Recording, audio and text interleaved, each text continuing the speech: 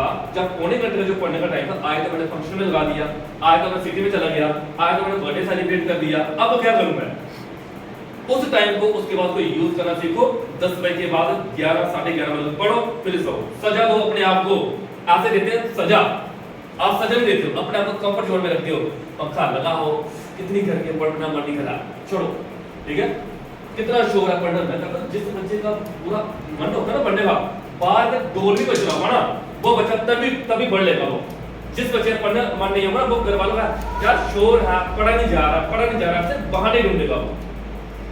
दो चीजें, जा तो बहाने ढूंढोगे। देखो जिंदगी क्या फंडा है, जिंदगी जीनी है कि काटनी है, दो चीजें बड़ी इंपॉर्टेंट है। जीनी है कि काटनी है, वो आप लोगों ने डिसाइड करना है। सर काटनी है तो जीनी है, दोनों को अगर जिस बच्चे ने समझ लिया, वो समझ आएगा कि मुझे किस तरह से पढ़ना है। तो पढ़ाई इंपॉर्टेंट है, किस हद तक इंपॉर्टेंट है पढ़ाई। पढ़ाई के बिना देखो हमारा जी है ना, जो इंडिया जे की बात करें, सबसे पहले मैं अगर ओवरऑल बात करूं, एजुकेशन सिस्टम हमारा बड़ा बेकार है। इस चीज को आप धीरे धीरे करके समझ आओगे, बहुत बेकार एजुकेशन सिस्टम है। इसका सिलेबस अच्छा नहीं है, इसमें कंसेप्ट अच्छे नहीं है। जो कंसेप्ट समझ लो 30-40 साल पहले थे, आज भी वही चल रहे हैं। एजुकेशन सिस्टम को कम से कम ये तो चेंज करना चाहिए। मान लो जो चीज मैंने पढ़ी हुई है, मैं आपको वही पढ़ा रहा हूँ, ये चीज आने वाले टाइम में आप दूसरों को पढ़ाओगे, क्या करेंगे चीजों का? नहीं चीजें अब देखो आर्टिफिशियल इंटेलिजेंस का टाइम चल रहा है, समझते हैं इस चीज को।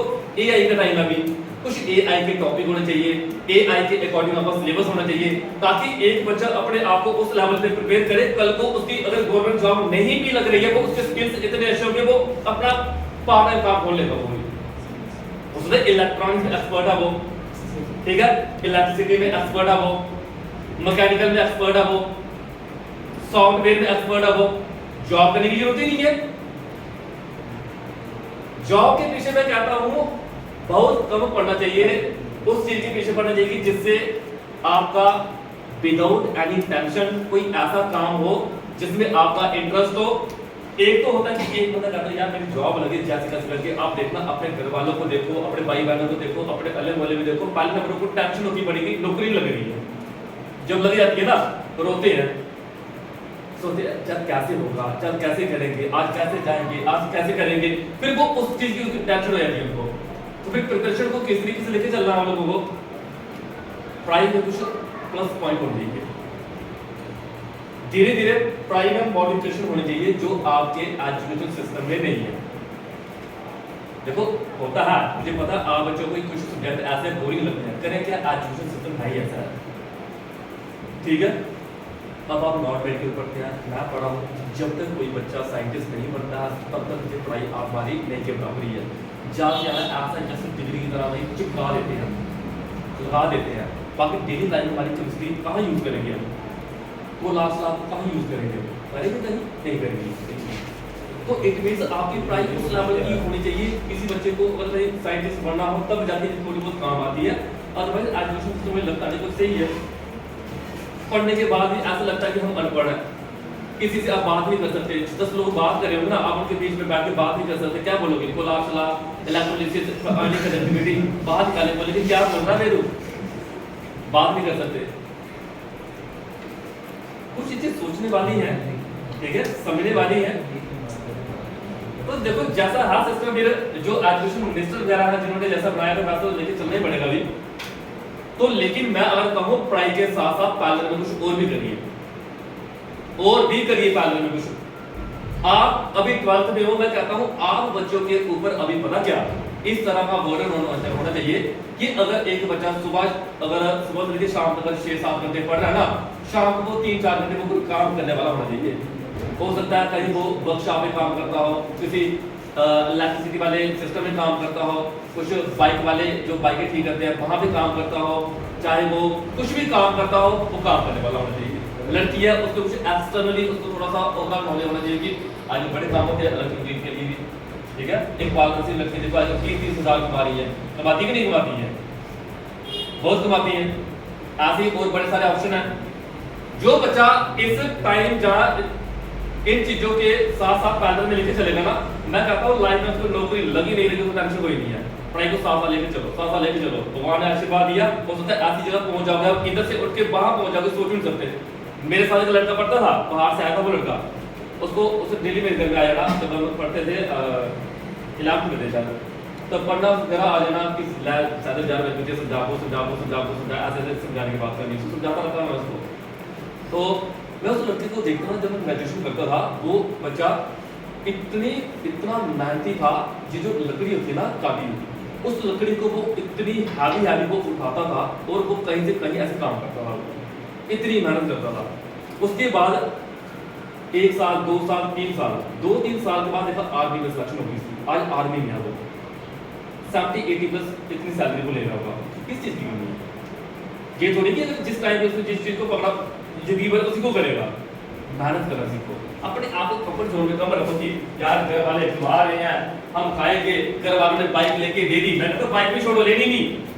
आपके सपने की बाइक मिल जाए, स्कूटी मिल जाए, आप देखते हो बाहर लड़के देखते हैं स्कर्ट बाहर यहाँ से, ये सोचो हे प्रभु मेरे पास नहीं है, बहुत बहुत शुक्रिया, जब आपका मन होगा तब दे देना। लेकिन जिस टाइम जिस चीज की नीड हो उस टाइम मिलनी चाहिए, लेकिन जिस टाइम में नहीं मिली है। मैंने 11th में पैदल आया, उस टाइम स्ट्राइक बड़ी चलती थी, उसके बाद में पैदल आया। इवन जब मैंने पढ़ाना स्टार्ट किया, अपने दलों से उठ के पैदल मैं कांबल डंगा अगला पढ़ाने पूछ के देखना भी सीखो। दलों से उठ के पैदल आना, मैंने कहा प्रोले वाले रास्ते से 5:30-6 बजे क्लास रखी होती थी। मैंने बीएड करता था, मैं 7:30 जाकर गाड़ी पकड़ता था 7:30 बजे, उससे पहले क्लास कवर करता था मैं 11th की। सोचो आसान है इतना, 22 स्टार्ट की 2 मिनट बोलती ना पैदल आना। जो बच्चे मेरे साथ आते थे, आज ज्यादा मेरे को लड़कियां लड़के जो आते थे मेरे इलाके के जो आते थे, वो ऐसे कहते सर आगे आगे आप चलो, लाइट लगाओ, अंधेरा होता था, तो पता ही था कि भाई जो नहीं पता है। तो जो सुबह के 4:30-5 बज रहे हैं, बाहर से हम चल रहे हैं, क्या वहां पे नजरिया होगा? उस टाइम मुझे एक पेरेंट से एक बात बोल दी थी, सर हमारी लड़की पैदल नहीं जा सकती। ऑप्शन कोई नहीं था उनका, हमारी लड़की पैदल नहीं जा सकती। तो मैं सोचा ठीक है नहीं जा सकती, और सारे बच्चे जाते हैं तो आई थिंक कोई प्रॉब्लम होनी नहीं चाहिए जाने के लिए, उनका नहीं जा सकती। एट द एंड उस बच्चे के फिजिक्स या केमिस्ट्री एक सब्जेक्ट रह गया था। अगर वो उस टाइम मेरे साथ आई होती, बाकी बच्चों के साथ आई होती, उस चीज को फेस किया था, जिंदगी तो कंफर्ट जोन में ही है ना। मेहनत कब तक करनी है आपने? 20 से 25-26 ये जो एज है ना, जहां तक आपकी जो लाइफ चलती है स्ट्रगल की, उसके बाद तो सब कुछ रुक ही जाता है। क्या करेंगे? पढ़ तो सकते नहीं, स्किल सीखोगे, पहले सीखनी चाहिए, बाद क्या करोगे? अगर आपको 40 साल का बाद है, वो क्या करेगा? स्किल सीखनी, क्या सीख लो अपनी लाइफ चल जाए, वो बहुत बड़ी बात है वो। तो ये वो टाइम था, मैं कहता हूँ पढ़ाई के साथ साथ अपने आप को थोड़े कंफर्ट जोन से बाहर रखो, और जब पढ़ने का टाइम हो इस तरह से पढ़िए, इस तरह से कंसंट्रेशन बनाइए। उस टाइम किसी से बात नहीं करनी, फोन दूसरे कमरे में होना चाहिए, और बीच में ऐसी कसम खानी कि फोन को पकड़ने नहीं है मैंने, तब जाके आप पढ़ पाओगे, तब जाके आप प्रॉपर तरीके से कंसंट्रेशन बना पाओगे। और रेगुलरिटी बड़ी मैटर करती है। मैंने ऐसे से बच्चे देखे पूरे साल अगर मेरे पास पढ़ रहे हैं, अगर पूरे साल वो अच्छे टेस्ट दे रहे हैं, मुझे लगता है कि ये बच्चा क्या करेगा? टॉप करेगा। एट द एंड बस एक गलती करते हैं, वो क्या करते हैं? क्लास छोड़ देते हैं, कहते हैं सर अभी हमने ये पढ़ना, सर अभी हमें वो पढ़ना, सर अभी नहीं आना। मैं तो नहीं, अभी आओ। जैसे वो छोड़ते ना, उसके बाद मैंने देखा जो बच्चा 90 प्लस मार्क्स लेने वाला था, 90% प्लस मार्क्स लेने वाला, वो 80 में पहुंच जाता है वो। कल मैंने देखो मेरे पास अभी बड़ी सारी वीडियो बनी हुई है, आप वीडियो को देख लेना। मैं सिर्फ ऐसे थ्योरेटिकली बोलता हूं, प्रैक्टिकल चीजें बोलता हूं। अभी जो सेशन हुआ, ये जो सेशन हुआ, इस सेशन में मेरे पास सीट में देखा, मेरे पास एट द एंड बच्चे चक से मेरे पास आते थे 8 बच्चे, तो देखा एंड में मेरे पास सिर्फ 3 बच्चे आ रहे हैं मेरे पास टेस्ट देने। वो बच्चे एंड तक बने रहे। उसके बाद इवन जिस दिन केमिस्ट्री और फिजिक्स का पेपर था, उस दिन भी वो मेरे को स्पेशल बारिश पड़ रही थी, मुझे अभी भी याद है, और बच्चों ने किया मेरे को मैसेज कि सर आप कहां पे हो? मैंने कहा मैं ड्यूटी करूंगा, आधे घंटे फ्री हो जाना। सर हम आधे घंटे में आ रहे हैं। बारिश में वो बच्चे मेरे को पेपर दिखाने आए थे, उस पेपर की मैंने वीडियो बनाई थी, और मैंने पेपर को मैंने एनालाइज किया हुआ है बेटा, इधर पेपर को केमिस्ट्री और फिजिक्स का कि पेपर क्या है और आपने कितना अटेम्प्ट किया हुआ है, टीचर को सारा पता होता है। उन बच्चों ने दिखाया सर हम इतना किया हुआ है। वो बच्चे ही अभी टॉपर की फील्ड में है। मैंने स्टेटस भी उन्हीं का रखा हुआ इस टाइम, आप देखोगे मेरे इंस्टा पे, जहाँ मेरे व्हाट्सएप पे, जहाँ इंस्टाग्राम पे, कहीं भी देखोगे वो टॉपर की फील्ड में है। फिजिक्स केमिस्ट्री में 98 मार्क्स लिए हुए हैं, एक 99 है। सोचो इतने मार्क्स लेना इतना इजी नहीं होता। बाकी सब्जेक्ट में बच्चा जैसे फिजिकल एजुकेशन होती है ना, जब मैथ हो गया, इसमें परसेंटेज आगे तो आगे, फिजिक्स और केमिस्ट्री में परसेंटेज इतनी आसानी से नहीं आती है। अगर वो बच्चा ले रहा है तो उसने कितनी कंसिस्टेंसी बनाई होगी। रेगुलर खाली नंबर पे रेगुलरिटी उसकी, दूसरे उसने टेस्ट बड़े अच्छे से दिए, एक भी टेस्ट मिस नहीं करना, खुद फोन कर करके सर टेस्ट देना मैंने, सर टेस्ट देना मैंने, टेस्ट देना। और जहां पे देखो जाना एनवायरनमेंट देखा मैंने, जिस सूर्य वाला ग्रुप हुआ था मैंने कहा बेटा टेस्ट देना है, सर आज नहीं मन नहीं आएगा, आगे से सर आज ये है, आज होगा। मैंने फिर घर पे फोन करा भाई देखो